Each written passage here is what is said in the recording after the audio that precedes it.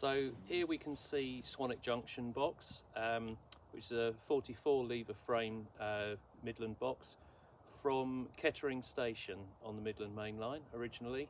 Again, like Hammersmith, it was part of the Leicester Gap re-signalling in the 1980s, which made it redundant, and it ended up here, controlling our passing loop behind me at Swanwick Junction Station, and also the two branch lines which led off here, one towards Swanwick Colliery and one in the opposite direction towards the Butterley Ironworks, which is now the access for the West Shed.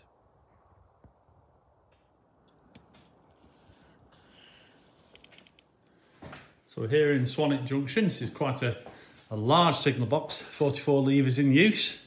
Nice long block shelf, nice long signal box. Two stoves in it. Obviously longer signal boxes had double stoves in to help heat the signal boxes. And what do we know about this signal box? Just what I told you from the outside. Just really. the outside? 44 levers, formerly Kettering Station. Original frame. Then we've got the three tyres number 6 machines down here. We've got the iron mill section on this end. So this is the eastern section. That isn't connected to anything at the far end. It's just a ground frame down there. Mm-hmm.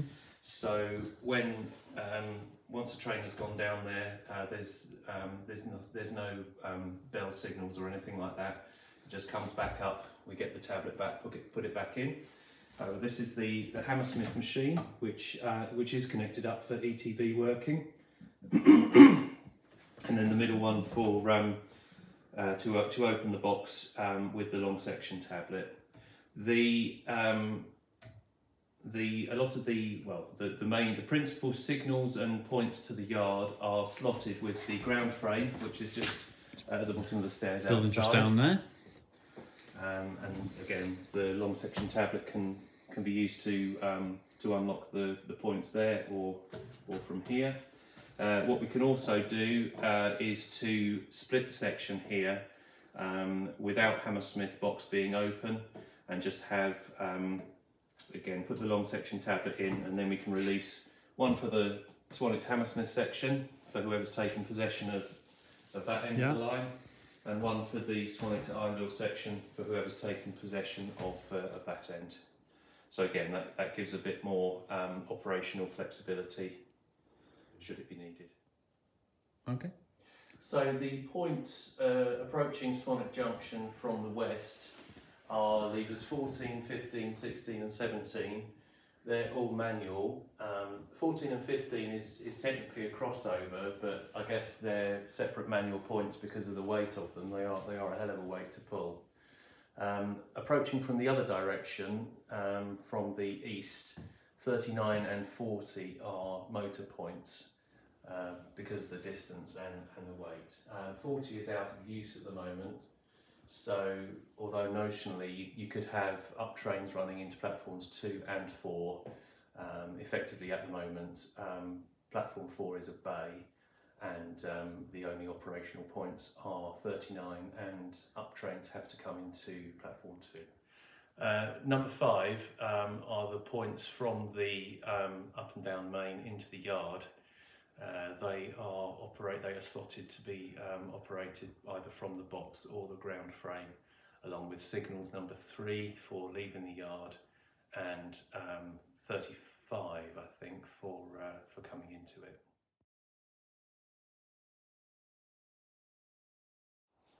So we notice this rather nice little bit of slotting outside. So these support rollers basically allow the cranks to just float free in the air, and our little ground frame is right next to the signal box here. So depending on which part of that leg of either that one or that one is anchored, allows the other end to be free and to be pulled. So if we were to anchor this end here, then that end would be able to free to move, and the middle one. If that end was anchored, this end would be free to move, and the middle one as well. So it's a form of slotting using mechanical cranks. So we're now approaching Swanwick Junction from the west, and the gantry here, not sure where it came from, I think West Houses, and the signal was on the gantry. So on the far left we've got the platform 4 and the calling on arm for that. Platform 4 is used as a bay now, but is also the access to the old branch line up to Swanwick Colliery. Then platform 3, which is the down loop, and its calling on arm. Platform 2, which is the down main and bi-directional, and then the distant for approaching Butterley in the opposite direction.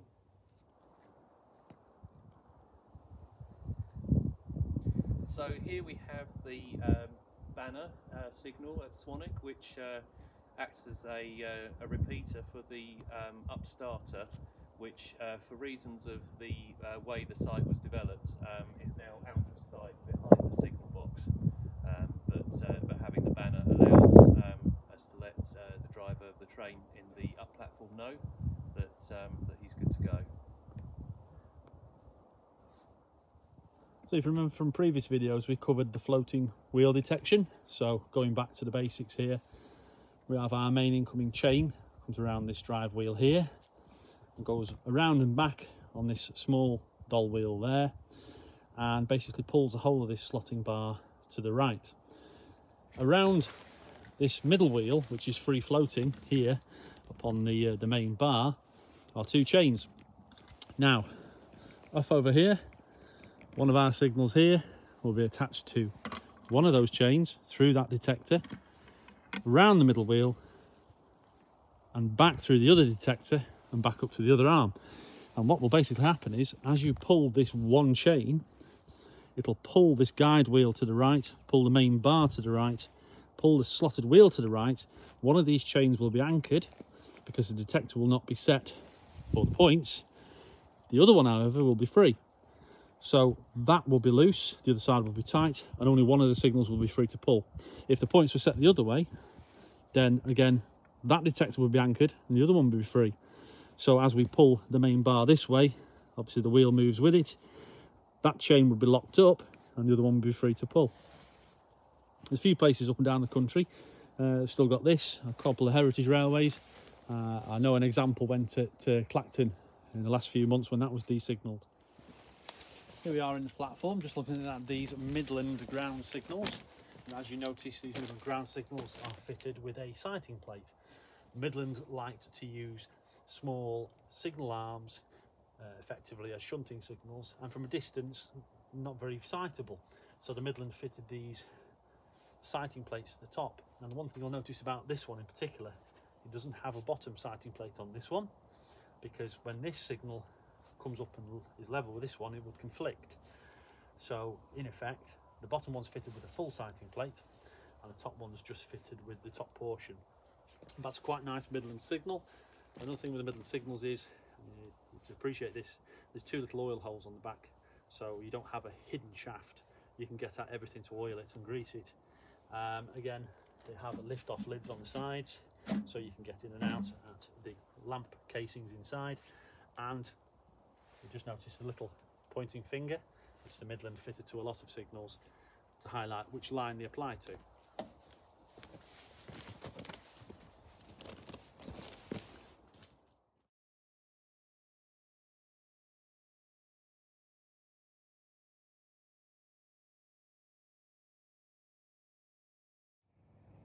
So this is the SG point machine, one of 2 here at the mainline end of Swanwick Junction. And as you can see, the machine has 2 drives out from it. First drive at the back there actually drives the facing point lock in the middle of the forefoot, and the second drive out from the side just there drives the actual point machine itself. So it's a combined lock and drive point machine. Fairly big and heavy, chunky machine. Motor, incoming contacts just to the left there on the OBA terminal blocks, China OBA terminal blocks. A worm screw escapement in the middle there, and you have the drive contacts there, they are a flick across system. So they'll decide once it reaches its full extent, they will then flick across and make for the return path to come back. An escapement crank in the middle there that allows for some lost motion, because obviously you want to be able to unlock the facing point lock first before you try and drive the points, otherwise the two will jam up. And also, you may have noticed on the end of the lever frame there in Swanwick Junction Box was a winding handle. One half it's a winding handle, the other half is a Black's lock, which fits into the lever frame. So when you take the point handle out, it locks the frame up, but allows you to then take the handle down here and insert it in there and wind the handle. And obviously once you've wound the handle, you then need to reset it afterwards, so you've got a small reset pin on the side as well. Lovely machine, nice and simple, and does the job.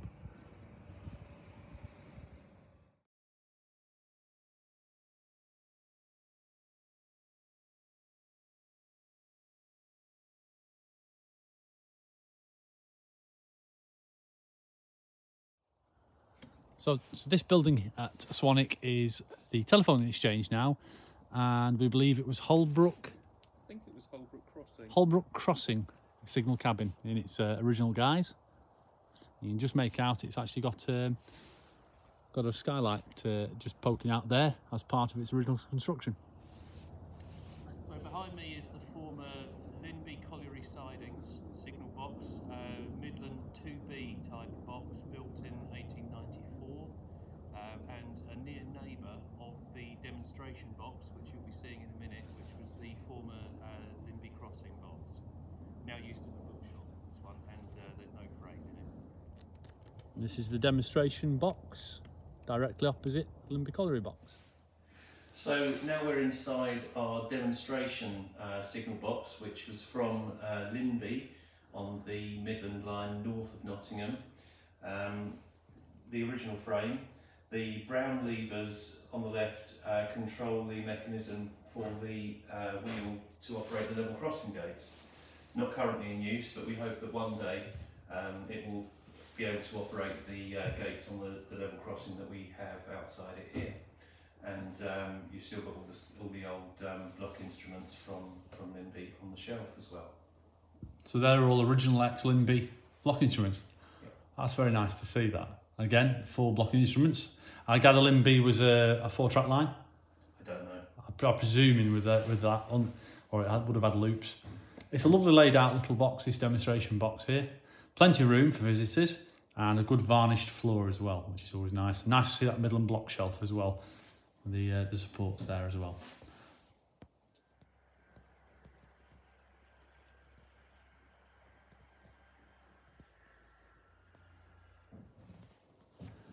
This small box on the end of the lever frame is a economiser, and you see this a lot on the Midland boxes where they mount them on the ends. And basically, to save on having, because there's no room at the back, to save on having a catch on contact on the back of that, when you squeeze the catch handle, it actually economises a pair of contacts in there to pick the lever lock downstairs if the locking will let you. You tend to see them on the end of frames.